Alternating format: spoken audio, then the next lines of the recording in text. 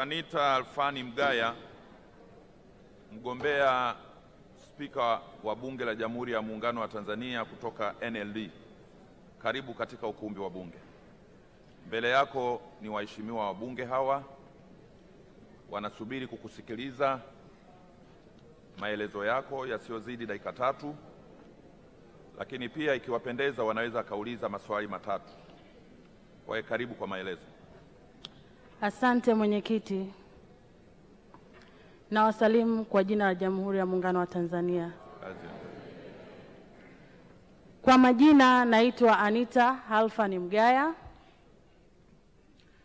Nagombea nafasi ya uspika wa Bunge kupitia chama changu cha NLD.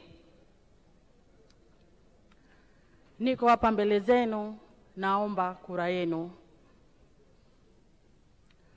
Kwa elimu yangu, mimi ni mtaalamu, ni mteknolojia wa maabara.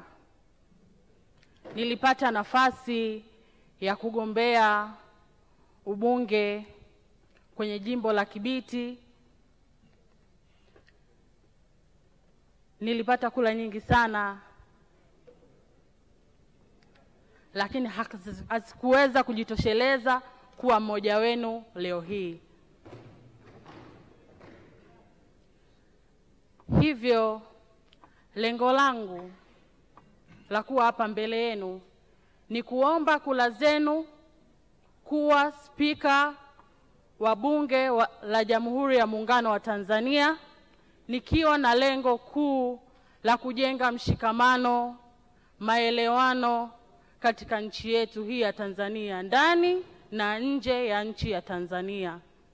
Endapo mkinipa dhamana hii, endapo mkinichagua, nitahakikisha nasimamia misingi, sheria, haki na usawa, ufanisi na uwajibikaji wa kila mmoja wetu.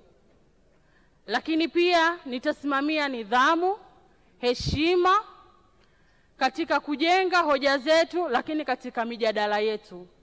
Na endapo mkinichagua, kwa vile mimi ni kijana, nitawahimiza, nitawaelekeza vijana wenzangu jinsi gani ya kutunza amani katika nchi yetu. Maana amani, upendo, utulivu ndio tunu ya nchi yetu.